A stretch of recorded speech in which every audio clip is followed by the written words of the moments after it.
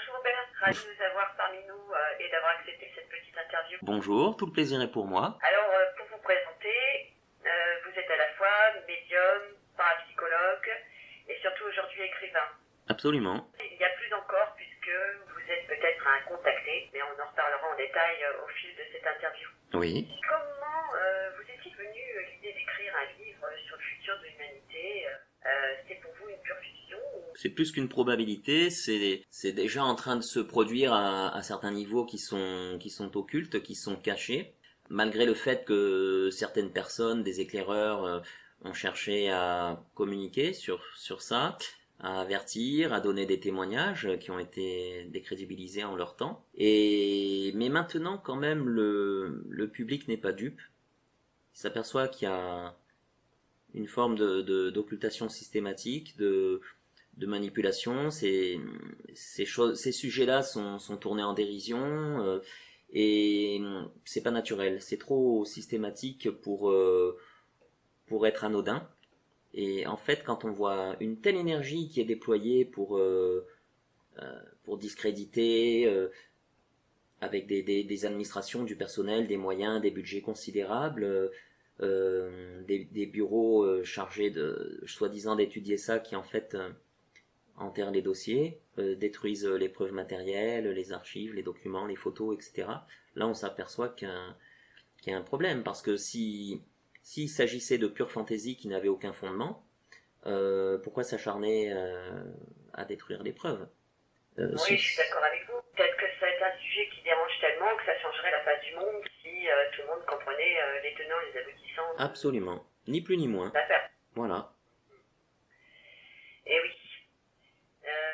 Je trouve votre livre étonnant. On en parlera parce qu'il décrit des choses quand même pas ordinaires. D'après ce que je comprends, vous avez une expérience avant d'avoir écrit le livre. Oui.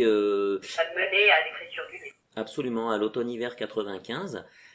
J'ai d'abord été victime d'un enlèvement contre mon gré, bien sûr, par des personnages pas très sympathiques. On les appelle les petits gris, short greys en anglais. D'accord. Ils m'ont enlevé malgré moi, contre ma volonté, contre mon gré. J'ai eu à subir quatre enlèvements et expériences successives, plutôt douloureuses, hein, c'était pas très confortable. Oui, on imagine. L'une des fois d'ailleurs, ils avaient rentré une sonde de célioscopie dans mon corps, et quand je me suis enfui, bien entendu, ça l'a arraché, mais ça a déplacé des choses dans mon corps, et j'ai dû subir une intervention chirurgicale, celle-là tout à fait terrienne et ordinaire, pour remettre en place ce que la sonde avait déplacé. C'était douloureux. D'ailleurs, pendant plus d'une vingtaine d'années, j'ai souffert de douleurs chroniques à cet endroit-là, donc c'était absolument pas un rêve ni une illusion, hein. Et de toute façon, juste après ce premier enlèvement, il y avait des traces de sang sur moi, sur les draps. J'avais le nombril rouge, tout irrité. Donc j'ai été opéré, ce qui montre bien que c'était pas ni un rêve ni une hallucination.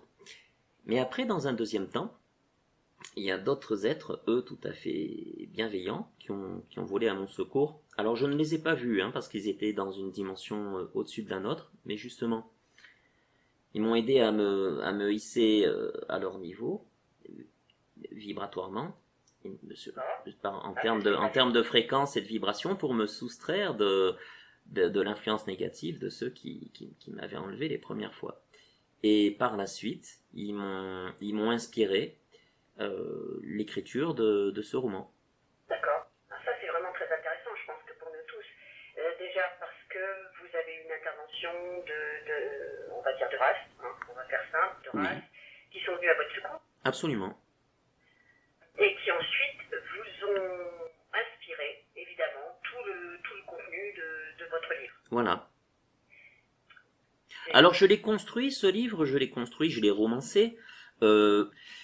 Si vous voulez, l'assemblage est une fiction, mais par contre les éléments pris séparément ont tous une très grande part de vérité. Ce sont des éléments d'information séparés, soit d'informations que j'ai eues dans mon fort intérieur, soit des travaux, des recherches d'autres chercheurs que je pouvais valider, puisque j'avais eu vent de ces informations moi-même. D'accord, donc conjointement, vous avez eu l'expérience et en même temps vous avez fait des recherches de votre côté. Oui. J'avais commencé en 1989, l'enlèvement a eu lieu fin 95, et j'ai toujours continué depuis, parce qu'après, bien entendu, j'ai voulu comprendre ce qui m'était arrivé, approfondir. J'ai vu que bien d'autres personnes que moi avaient vécu les mêmes désagréments. Oui, ça c'est bien de le souligner parce que je pense qu'il y a peut-être des témoignages qui pourraient, comment dire, être racontés, mais souvent ils sont tus. Là, vous avez eu peut-être la chance ou l'honneur d'avoir on ne sait pas pourquoi, mais une intervention de l'autre côté, ce qui permet aujourd'hui d'avoir justement, vous êtes un témoin direct, Oui. et vous parlez justement de race bienveillante pour l'humanité. Voilà. Ça fera plaisir et ça doit interpeller beaucoup. Si vous voulez, l'expérience a mal commencé, mais elle a bien fini. Et ça, c'est extrêmement encourageant. Et nous ne sommes absolument pas abandonnés, ni livrés à nous-mêmes. Ça, c'est vraiment ce qui doit ressortir de tout ça, de mon témoignage et aussi d'une manière plus large de mon roman. C'est pour ça que je l'ai écrit, c'était vraiment pour faire passer ce message qui me tient à cœur. Tout à fait. C'est pour ça qu'on disait que ce livre était étonnant. Voilà, il y aura d'autres étonnements. Vous abordez le complexe des civilisations hors terre dans votre livre. On a bien compris, c'est pas un attrait simple pour le sujet. Ça a d'abord comporté aussi une longue recherche de votre part. Oui, sur des décennies, sur près d'une trentaine d'années. D'accord. Vous parlez souvent vous n'avez pas dit l'Alliance, moi je la nomme comme ça. Oui, d'autres l'appellent la Confédération. Voilà, on peut l'appeler l'Alliance, la Confédération, mais enfin, tout le monde comprendra. Oui. Est-ce que, par exemple, vous pouvez nous faire un descriptif de ces races qui la composent à votre connaissance?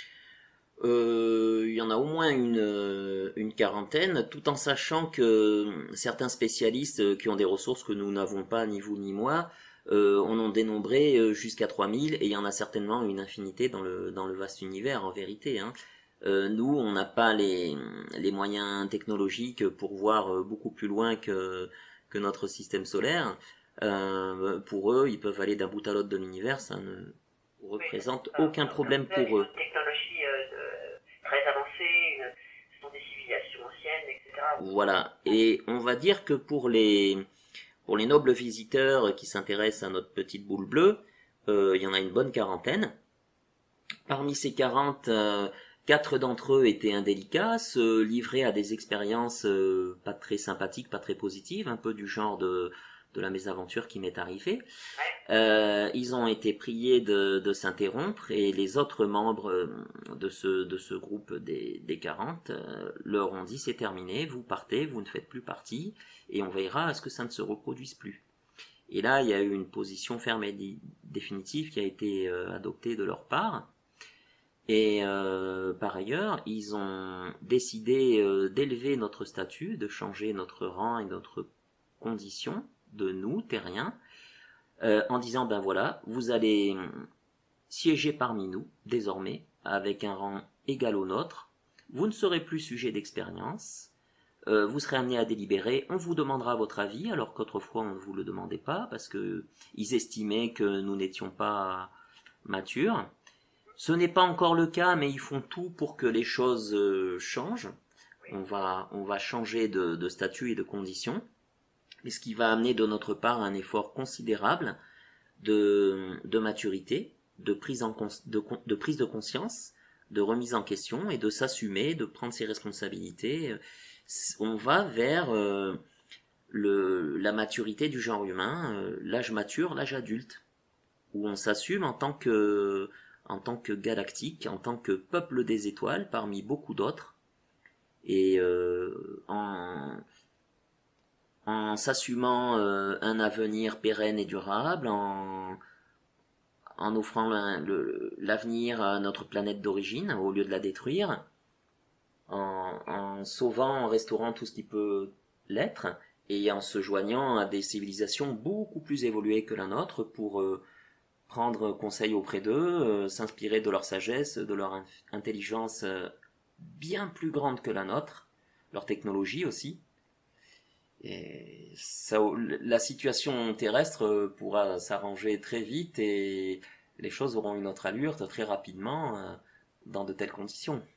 Donc on peut en conclure qu'ils ont décidé que cette fois-ci, on va dire le terrien, quand on va projet généralisé, ce sera plus simple, était capable maintenant d'intégrer, on va dire, les groupes galactiques, dans la mesure où il aura fait évidemment quand même un travail d'évolution sur les mêmes, individuellement, collectivement, on le comprend bien. D'ailleurs, on est en train de vivre en ce moment toute une transformation. Personne ne peut nier avec une accélération absolument folle. Absolument. En fait, il faut distinguer deux choses. Je rejoins complètement votre argument. Je vais le préciser. En fait, on est confronté à deux contradictions. La première, c'est que nécessité fait loi. Tout le monde n'est pas prêt, ça va de soi. Il y a des êtres qui n'ont pas du tout fait l'évolution. Mais par contre, la situation de la planète ne permet plus d'attendre. De nombreux spécialistes bien de chez nous disent qu'on est face à la sixième extinction. Il y a une disparition d'espèces dans tous les règnes. Les insectes, les oiseaux, les mammifères, les végétaux, etc. C'est une catastrophe. Hein. L'être humain détruit beaucoup de formes de vie sur la planète. Là, il y a un petit peu urgence, oui. Ah oui. On comprend que ce soit par l'écologie, l'urgence écologique qu'il y a un drame qui est en train de se faire au niveau des extinctions d'espèces.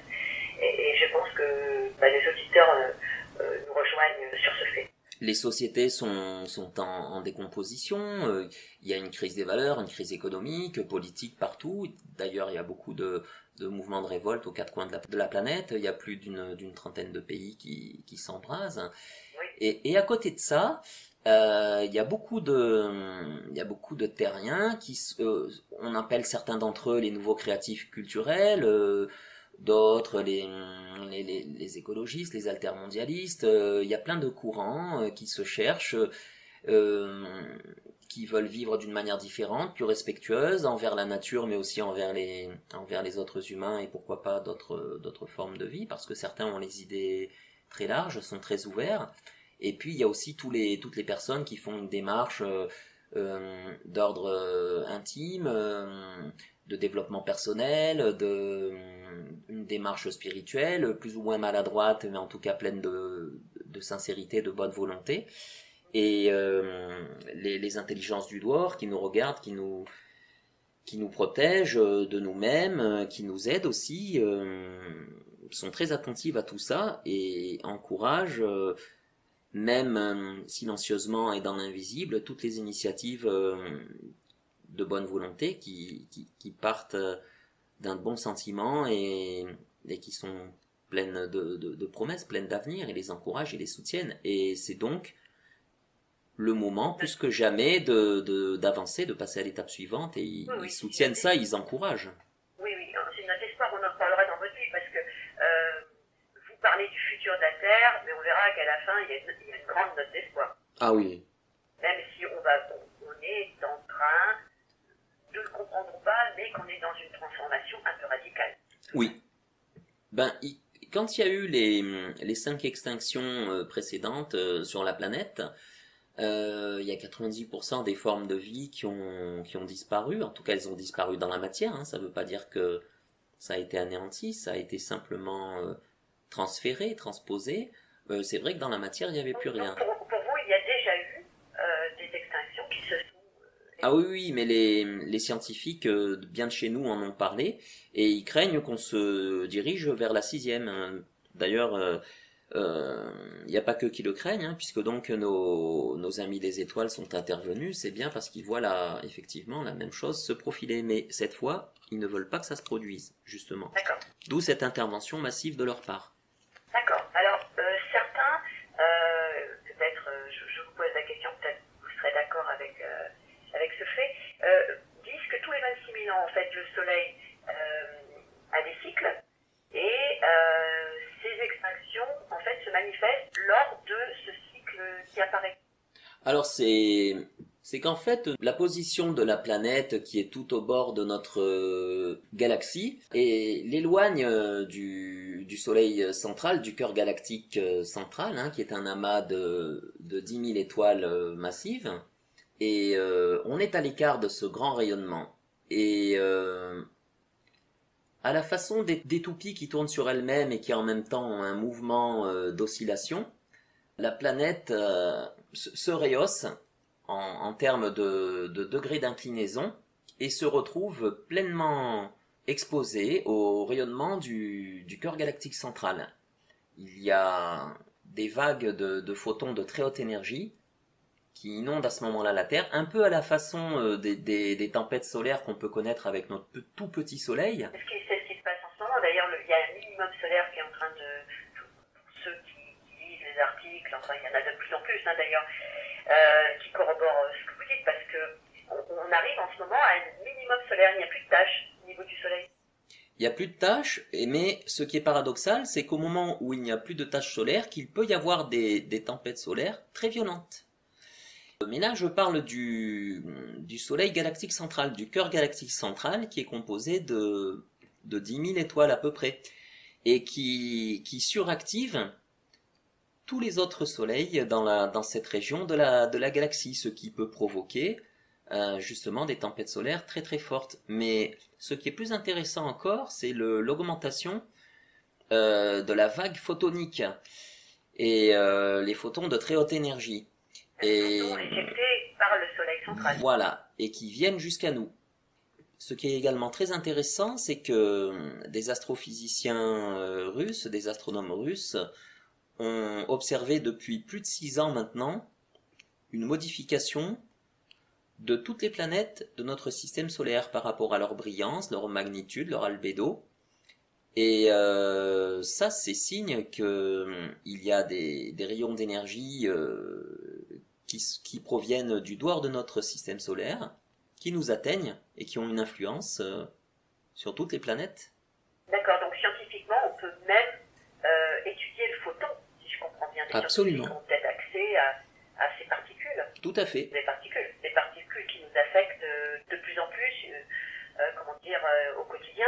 Voilà, des photons de haute énergie, d'origine cosmique, absolument. D'accord.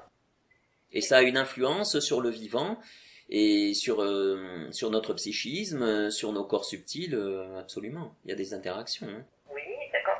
Donc si on comprend bien, ça affecte l'humain. Donc est-ce qu'on peut aussi comprendre que en ce moment, s'il y a un petit peu des chaos, des choses comme ça, ce serait en partie dû à ces photons? En partie, oui. C'est-à-dire que quand un système, notamment un système vivant, est exposé à des énergies de très haut niveau, de très haute intensité, d'une manière assez soudaine, avant qu'on arrive à la phase d'adaptation, il y a une phase entre guillemets de crise, et après les choses s'équilibrent. Il y a une autre chose aussi que je voudrais souligner qui est très importante. Plusieurs chercheurs scientifiques, et là aussi ça ne laisse aucun doute, ont prouvé objectivement que l'ADN, nos gènes, peuvent être influencés par la lumière, le son et les pensées. Et tout l'intérêt de la vague photonique qui provient du cœur galactique central, c'est qu'elle va influer également sur notre génétique, pour nous faire passer à une évolution supérieure, à un nouveau cycle, à une nouvelle vague évolutive. D'accord, si je vous comprends bien, ça agirait sur l'ADN de l'être humain. Absolument. Elle le reconfigure l'ADN? Totalement. Pour nous faire évoluer à un stade supérieur. D'où le grand, on peut appeler ça le grand changement, enfin la transformation, etc., qui est en train de vivre en ce moment. Donc vous parlez un petit peu dans le livre, hein, on y reviendra. Hein, oui. Dans cette partie, j'aime pas le mot nettoyage, mais j'ai plutôt pensé à transformation radicale. Voilà. Et tout ceci est supervisé par les êtres de l'Alliance, de la Confédération, qui vérifient que tout se passe bien, qui contrôlent certains paramètres, qui essayent aussi de moduler, de ralentir les choses pour que ça ne nous tombe pas dessus trop brutalement. Ils temporisent. Ils temporisent, on oui. sait qu'ils possibilité de temporiser, par exemple, les quantités de photons que nous recevons pour qu'on puisse les vivre, je dirais pas dans le chaos, mais qu'on puisse les assimiler au fur et à mesure de ce qui est éjecté par le soleil central. Voilà, oui.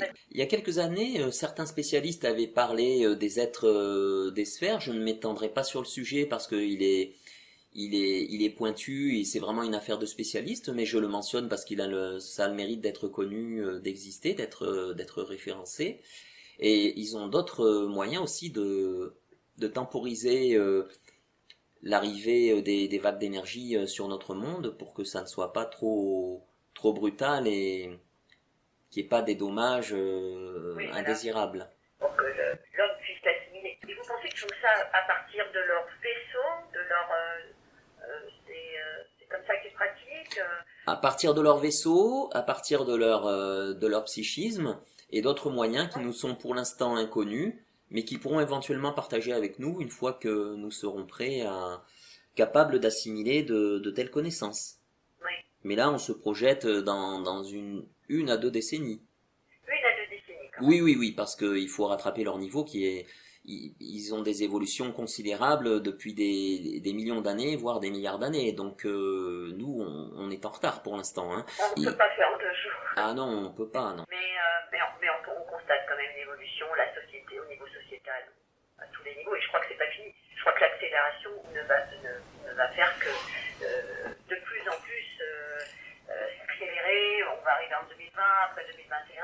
Je crois que tout le monde pressent un petit peu une réorganisation de la société à tous les niveaux. Absolument. Moi, j'ai une expression personnelle. Je ne l'ai pas vue ailleurs, mais je trouve qu'elle résume très bien la situation. C'est ce que j'appelle la montée paroxystique, le paroxysme. C'est-à-dire que le pire côtoie le meilleur. D'un côté, on a des destructions très importantes, on a la crise économique, sociétale, la crise des valeurs, des jeunes qui sont complètement perdus, la guerre, la violence, etc.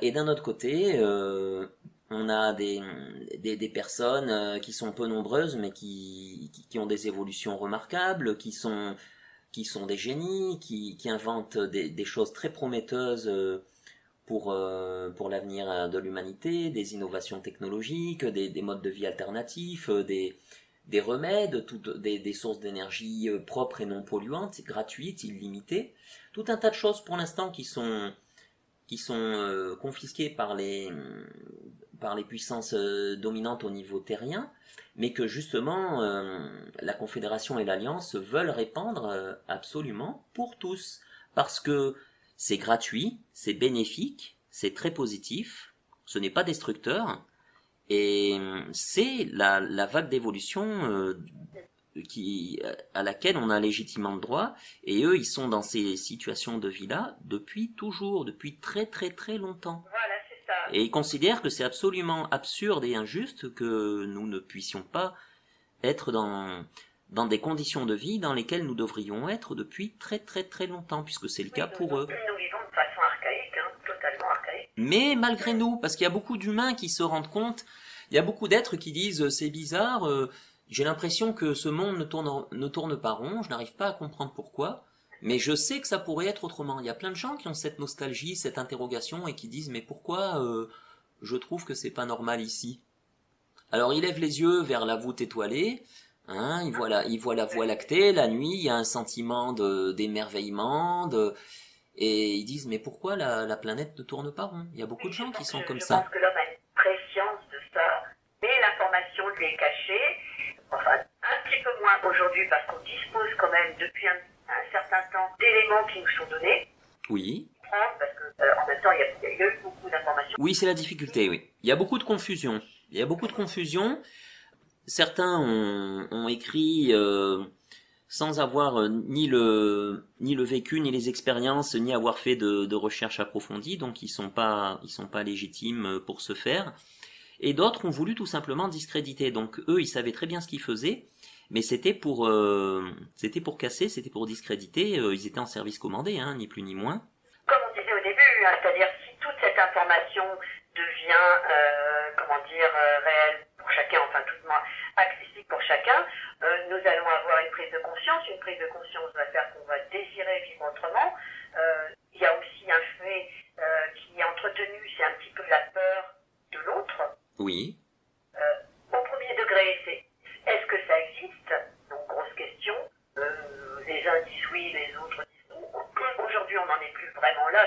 on a du factuel en fait. Hein. On n'en est plus aux suppositions, on en est au factuel aujourd'hui. Et puis les statisticiens estiment que 60 à 70% des terriens sont convaincus qu'il y a de la vie ailleurs, dans le reste de l'univers, que nous ne sommes pas seuls et que nous avons déjà été visités. Et ils seraient bien contents qu'un contact s'établisse, et plus qu'un contact, des échanges. Oui.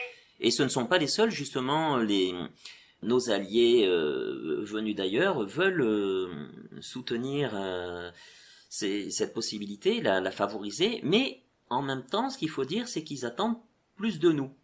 C'est-à-dire, ils veulent un éveil des consciences, une démarche personnelle, que les gens s'ouvrent, fassent un cheminement intérieur, se remettent en question, prennent leurs responsabilités, s'assument, deviennent adultes et soient dans une démarche participative, active. C'est-à-dire que Voilà. c'est pas simplement dire ah ouais, ça serait chouette, ça serait bien, c'est aller beaucoup plus loin que ça. Se préparer à un face-à-face, à des rencontres, et se poser la grande question, bon ben maintenant, qu'est-ce qu'on fait, comment on y va, et comment on réinvente la vie, on réenchante le monde. Mais c'est pas réenchanter en faisant de la poésie, c'est en se retroussant les manches. Mais oui, bien sûr. Est-ce que, dans un sens, il ne serait pas bien que nous préparions plutôt à l'idée d'un partenariat, vraiment, en disant je suis prêt, j'en suis digne aussi, peut-être aussi, il y a cette idée, celui qui est trop intelligent n'est pas rapporté, etc. Pensons, enfin, je pense, vous et moi, que ce sont des êtres simples, humbles, tout en ayant l'intelligence, qui fait d'ailleurs, c'est la véritable intelligence. Absolument. Ils sont pragmatiques, hein. Ils sont très pragmatiques. Hein. Là où l'humain aurait tendance à se noyer dans un verre d'eau, ils ont plus d'un tour dans leur sac et ils sont capables de nous sortir de situations très délicates. Ils l'ont déjà fait d'ailleurs avant qu'on en ait conscience. Ils nous ont plusieurs fois sortis d'une fin du monde déjà, hein, notamment avec le nucléaire. Ça a failli tourner à la catastrophe de nombreuses fois. Hein. Parce que c'est pas le premier réacteur qui pète qui a de gros problèmes. Même chose avec les silos nucléaires. Hein.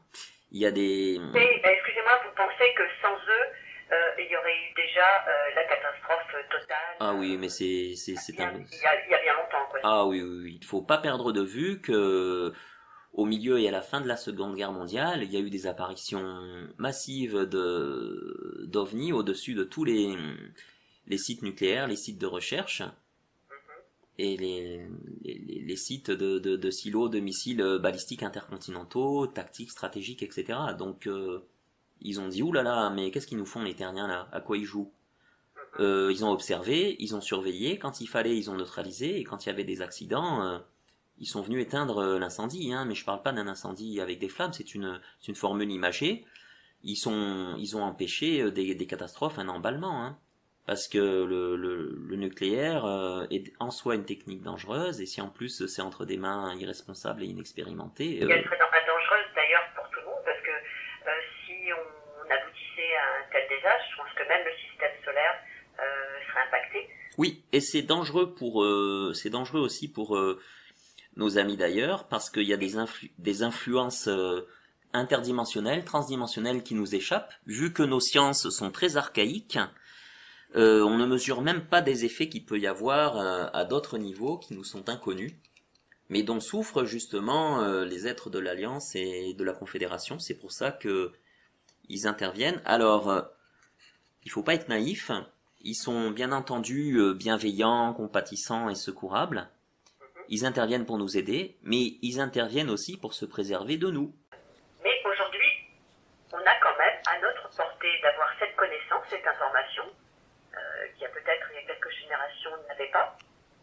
Donc, je pense qu'on a les moyens aujourd'hui, par contre, de nous sortir de tout ça, en le décidant, évidemment, en ayant compris les enjeux et surtout accepté que ces races puissent être nos partenaires. Absolument. Et ils n'en attendent pas moins de nous.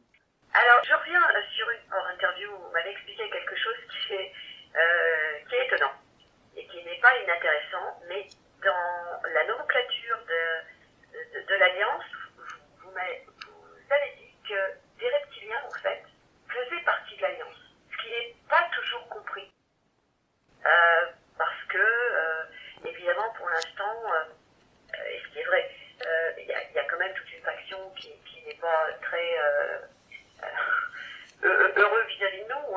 Mais vous l'avez transmis et je pense que peut-être c'est un détail qui doit être souligné aussi.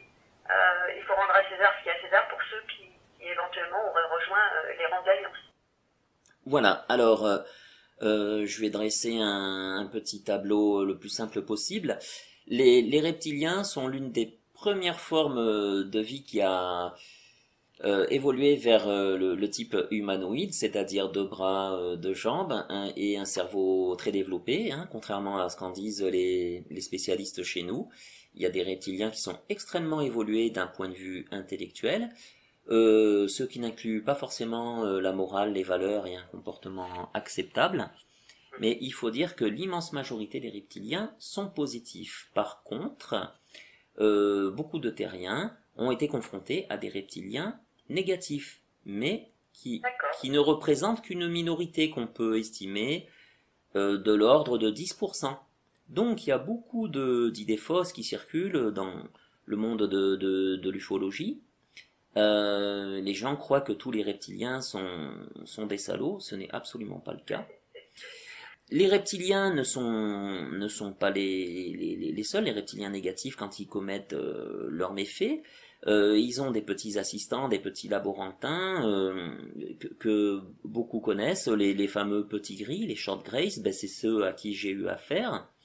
Certains supposent que les petits gris ont une part importante de génétique reptilienne, donc on peut les inclure de manière au moins indirecte parmi les reptiliens. Ils sont aux ordres des reptiliens purs à proprement parler, ceux qui sont négatifs. C'est une minorité hein, malgré tout, mais bon, comme ils sont nuisibles, c'est ceux qui sont les plus connus et les plus craints.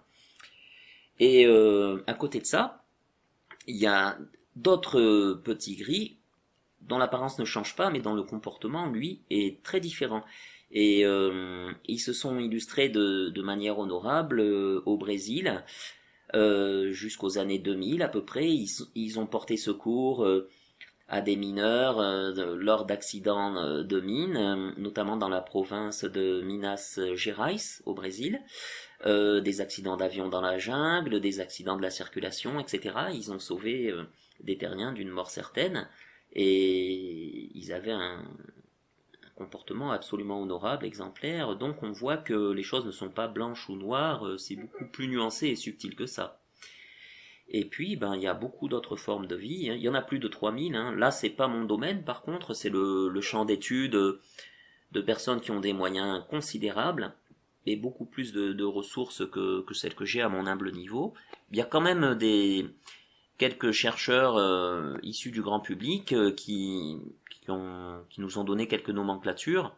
Alors les reptiliens, il y en a une dizaine de variétés, les petits gris, il y en a une trentaine, et les autres espèces, ouais, c'est plus de 3000, hein. Donc il y a de quoi faire et on est loin d'avoir tout vu, hein. Ça c'est une certitude. Et vous pensez qu'ils sont actifs en ce moment, très actifs dans le devenir, enfin disons dans la mise en forme de l'humanité en ce moment? Ouais, ils se sentent très impliqués et concernés, et ils attendent la même chose de nous en retour.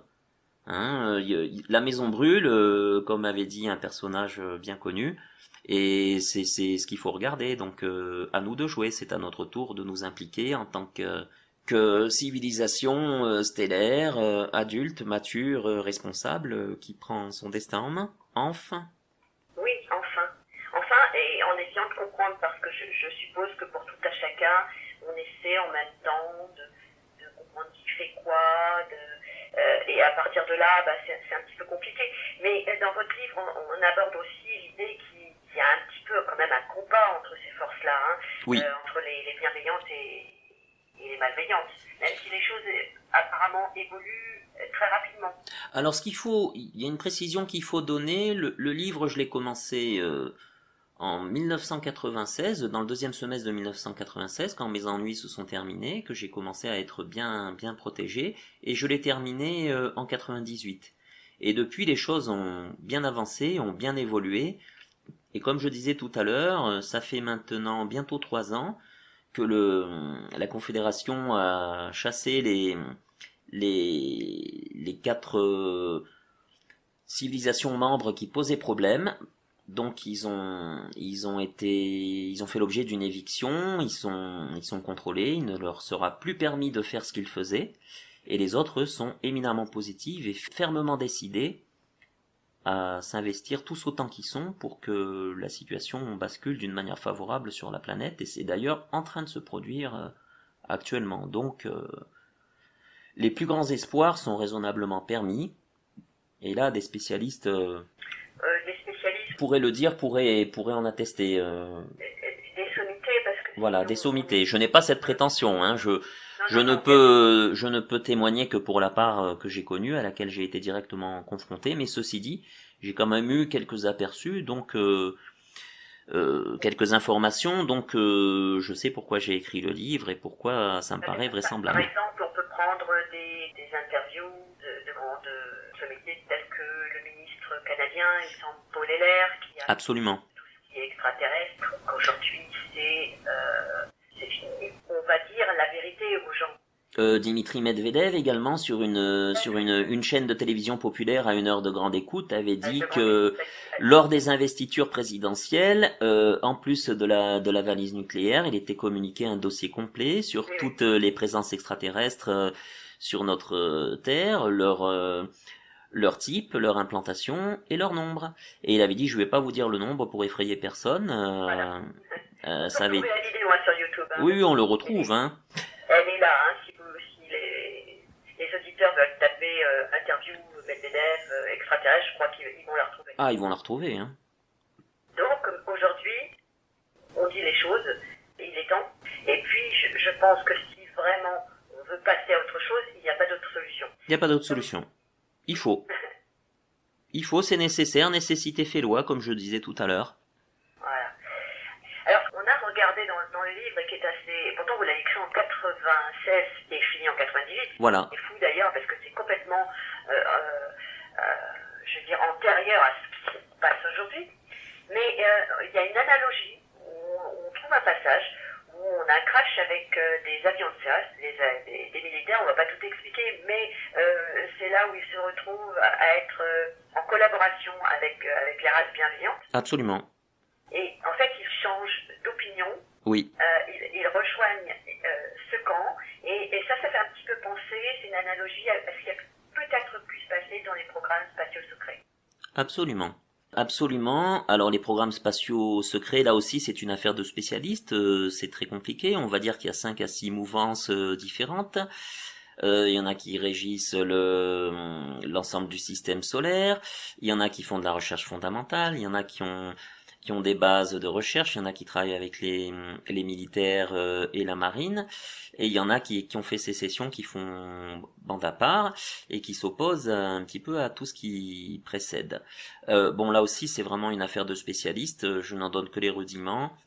Dans certains cas, c'est sujet à controverse, et dans d'autres cas, on dit il y aura une divulgation totale et des éléments extrêmement probants qui seront libérés, soit progressivement, soit d'une manière très rapide. Et par contre, tous sont d'accord pour que la divulgation ait lieu, mais ils sont pas d'accord sur la vitesse, par contre, à laquelle ça doit se produire. Là, tout le monde n'est pas d'accord sur la façon de procéder.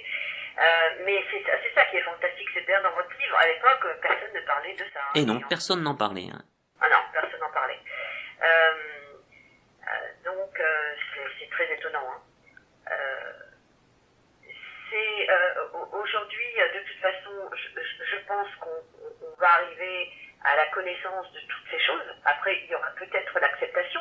Je pense que, même pour vous, ce qui vous est arrivé, ça vous est peut-être tombé dessus un petit peu d'une manière brutale. Et puis, il a fallu faire tout le chemin d'acceptation. Aujourd'hui, je dirais qu'on n'a même pas besoin de ça. C'est-à-dire que c'est à la portée de chacun. Si j'essaie de comprendre si c'est à la portée de chacun, nous pouvons accepter qu'il y ait d'autres vies ailleurs. Et comment on ne pourrait pas accepter? L'univers est si immense. Comment pourrait-il être habité que par un tout petit globe, une terre insignifiante d'ailleurs au niveau de l'univers? Donc je pense qu'on est tous d'accord sur ce point de vue. Il existe quelque chose ailleurs. Voilà. Mais aujourd'hui, on est arrivé à même que cet ailleurs soit plus près de nous loin de nous. Oh oui. Et puis je voudrais interpeller aussi les gens par rapport à la diversité des formes de vie, rien que sur notre propre monde. Euh, Toutes les formes de vie dans l'eau, tous les types d'oiseaux, d'insectes, tous les types de mammifères, il y a une richesse, une diversité immense. Et ce qui est aussi extrêmement intéressant à savoir, c'est que dans l'univers, c'est la même chose. Ce qu'on croit être des formes de vie animales sont devenues, dans l'univers, des formes de vie humanoïdes. Et nous, les terriens, ça va vous faire rire, mais nous ne sommes que des humanoïdes parmi tant d'autres. Parmi tant d'autres, de toute forme, de toute taille, de toute nature. Il y a des humanoïdes amphibiens, des humanoïdes reptiliens, des humanoïdes qui ressemblent à des poissons, d'autres à des oiseaux, des aviens, hein, des humanoïdes insectoïdes, etc. Et ça, il va bien falloir l'accepter. Mais si on regarde dans la mythologie purement terrestre, les mythes, les contes, où il y a des formes de vie mi-animales, mi-humaines, eh bien c'est un souvenir lointain, déformé, certes, mais qui comporte une grande part de vérité, comme quoi il existe une très très grande diversité de formes de vie, qu'on l'accepte ou non. L'archéologie nous le montre, en fait c'est devant notre nez. Et oui. Si on regarde toutes les anciennes civilisations, on a ces représentations en fait. Hein. Absolument. Après, évidemment, il y a l'information qu'on nous donne, désire nous donner pour une orientation particulière. Mais si on refait l'histoire telle qu'elle doit être, et ben là, forcément, eh ben on voit que la Terre, c'est pas la première fois que c'est arrivé. Peut-être même que nous avons toujours été, accompagnés par ces races. Toujours. Je crois pas que ce soit quelque chose qui vient d'arriver. Dès l'aube de l'humanité, on a été surveillé et assisté. Il y a une autre chose que je voudrais rajouter aussi, c'est que sur sa propre planète, beaucoup d'êtres humains ont un comportement très inacceptable à l'égard des animaux, des autres êtres vivants. Et d'un autre côté, d'autres humains ont vu qu'il était tout à fait possible de communiquer avec les animaux, pas seulement les chats et les chiens, mais aussi les chevaux, les dauphins, les baleines. Ils ont découvert que même les oiseaux étaient extrêmement intelligents, comme par exemple les corbeaux et d'autres types d'oiseaux, que malgré leur cerveau apparemment petit, ils pouvaient avoir des performances logiques, d'intelligence spatiale et même de calcul qui étaient remarquables, de calcul, de mémorisation, de résolution de problèmes. Par exemple, des corbeaux ont réussi à obtenir une récompense en réussissant à solutionner 8 problèmes successifs dans un ordre bien précis pour obtenir l'ouverture d'une trappe à nourriture. Il fallait que ça soit fait dans le bon ordre. Donc il y avait un très grand nombre de possibilités. 8 fois 7 fois 6 fois 5 fois 4 fois 3 fois 2 possibilités, et si c'était pas fait dans le bon ordre, il n'y avait pas la récompense en nourriture. Donc on voit une intelligence, un calcul énorme dans ce que les gens...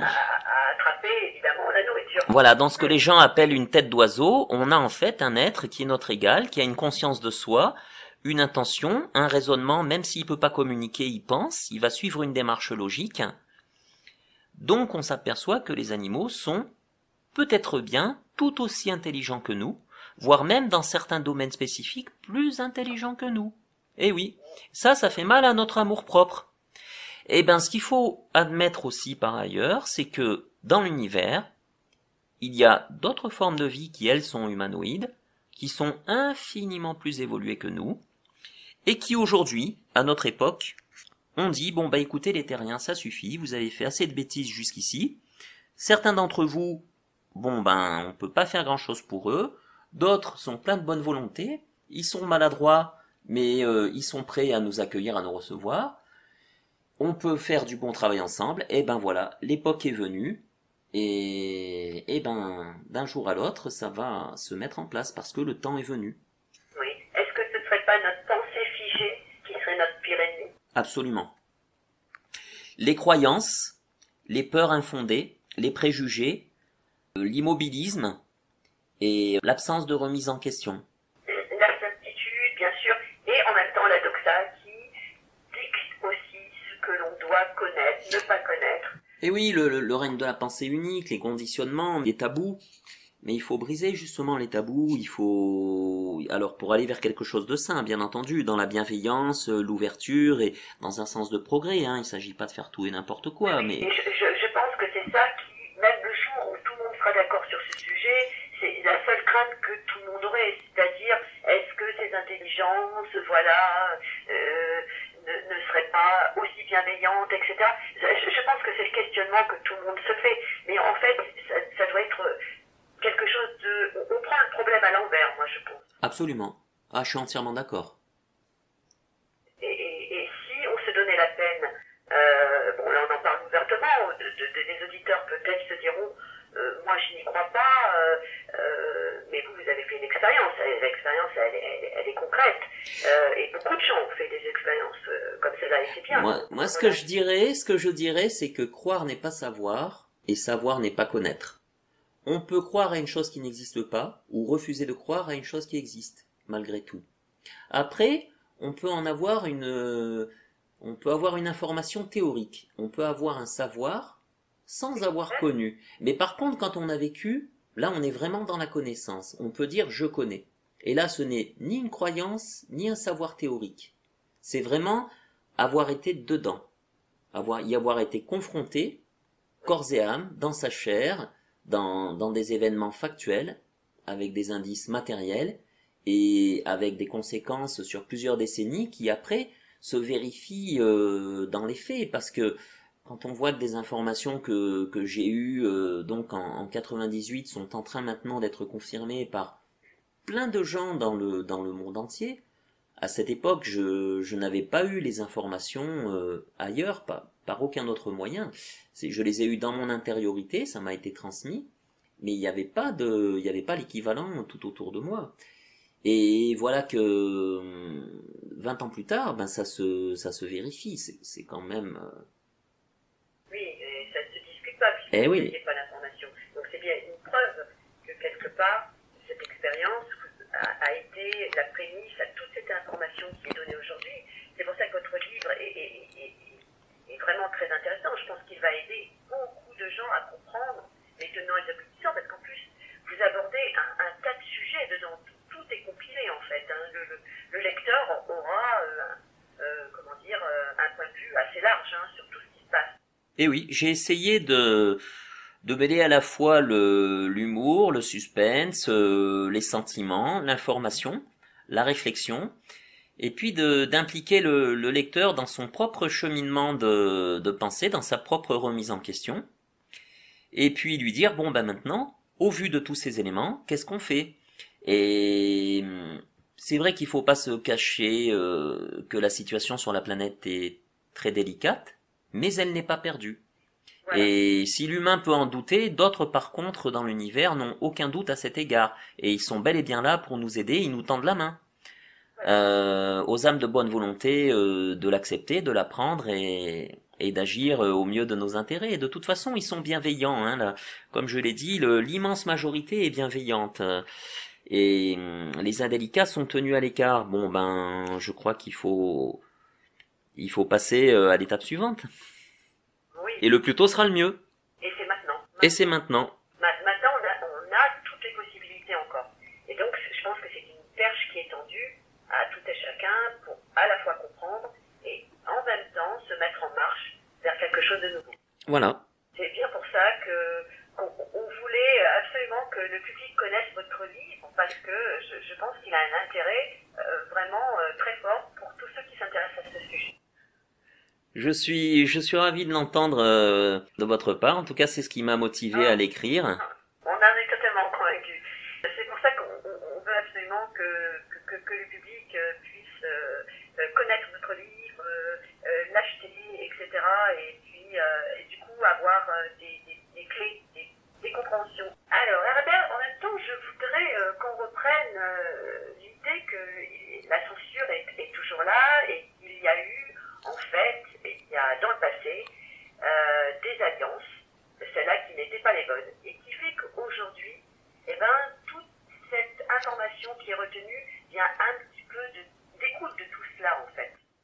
Oui, absolument. Et qu'on va en sortir, parce qu'on est en train d'en sortir. On va en sortir, oui.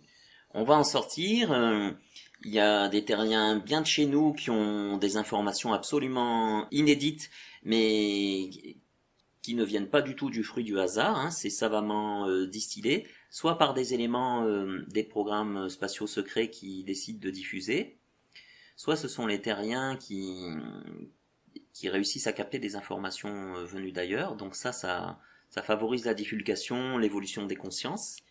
Il y a aussi des apparitions massives, hein, ne nous y trompons pas, il y en a de plus en plus. Il y a des gens avec leur téléphone portable, leur caméscope qui filment. Des images, ils les ont. Hein. Ah oui. Ils vont sur des vidéos qu'on trouve aujourd'hui sur YouTube, partout.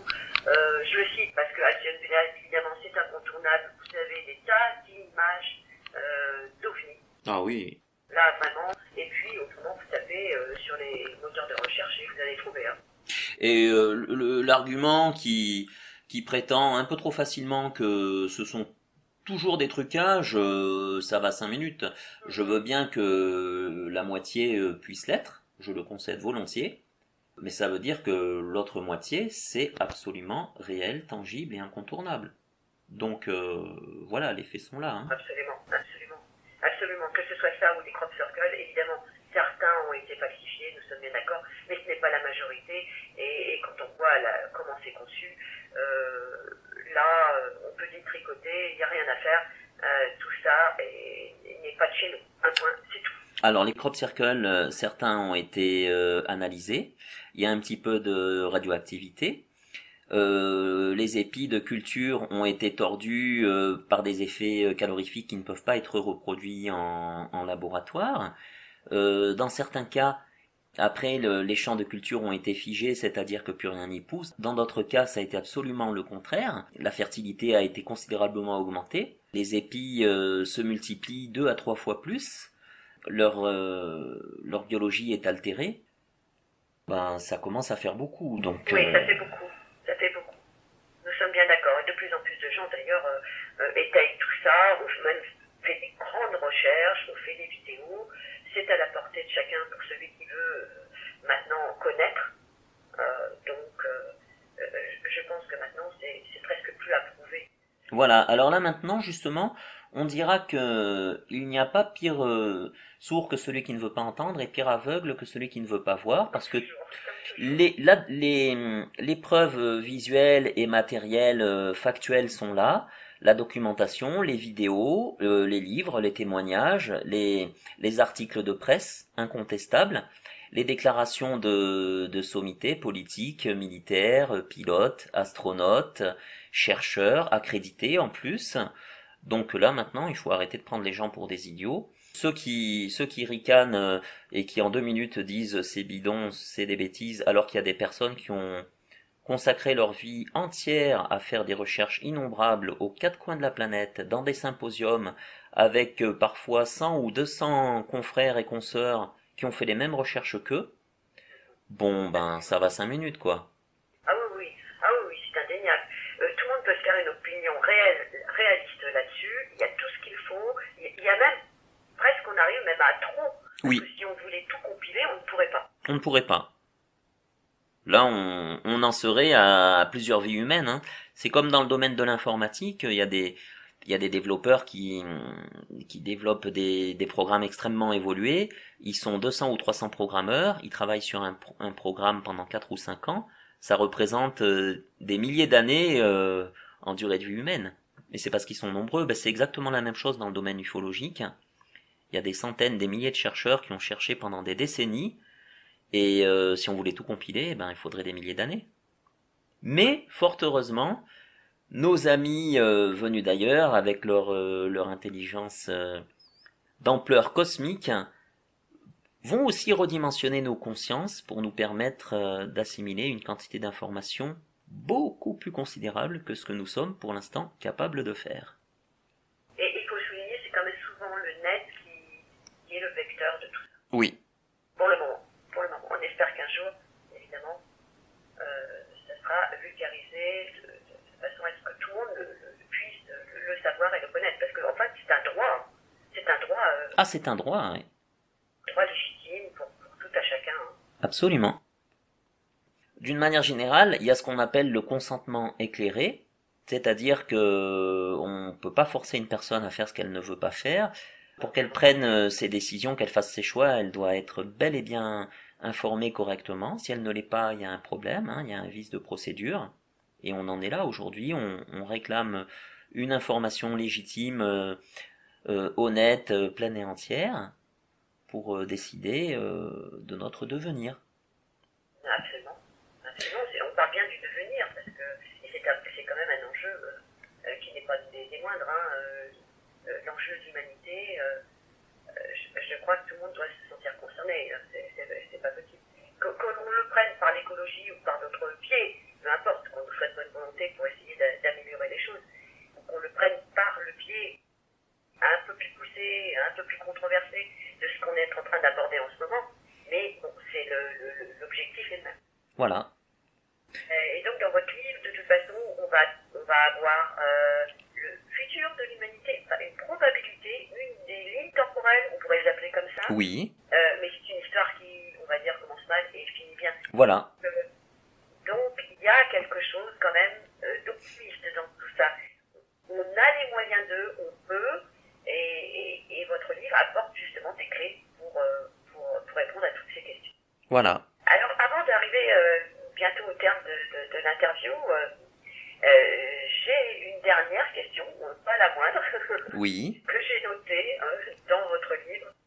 Alors, vous parlez d'un petit carnet noir et qui contiendrait 53 sujets tabous. Est-ce que, par hasard, vous pourriez nous en parler un petit peu?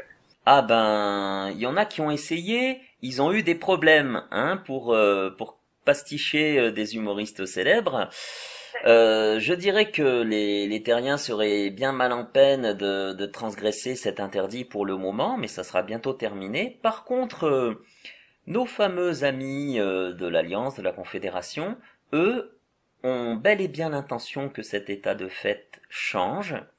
De toute façon, depuis toujours, et je parle pas seulement maintenant, mais depuis des décennies, des millénaires, pour eux, la Terre est une maison de verre. Et ce que nous pensons, ce que nous disons, ce que nous faisons, que ce soit au grand jour ou en cachette, rien de tout ça ne leur est inconnu, ne leur est inaccessible. Nos moindres pensées, faits et gestes, que l'on soit un petit personnage ordinaire ou qu'on soit un personnage de très haut rang, leur sont connus et totalement accessibles. Dans tous les domaines d'activité humaine, quel que soit le rang, soit le niveau hiérarchique, rien ne leur est caché. Et quand les grands êtres venus d'ailleurs, les êtres de très haute révolution, avec des moyens considérables, irrésistibles et insurpassables, décideront la divulgation c'est maintenant, c'est en totalité et c'est inconditionnel, eh bien ce sera comme ça. Donc ce que ma modeste personne ne pourra pas faire, eux le feront comme il leur semblera, comme ils le voudront, selon leur bon vouloir, mais pour la bonne cause, dans la bienveillance et pour un but des meilleurs qui soient. La bienveillance. Pour un contact, pour tous ceux qui sont intéressés, qui sont férus de tout ça et qui attendent, il y a ceux qui n'attendent pas de contact parce que déjà ils ne sont pas convaincus que ça pourrait exister, mais avec le temps, peut-être qu'ils changeront d'opinion. Mais pour ceux qui sont plutôt en attente, il y a aussi aujourd'hui des gens qui ont évolué vers cette optique. Qu'est-ce qu'on pourrait faire? Qu'est-ce qui serait le meilleur à faire pour aujourd'hui accélérer?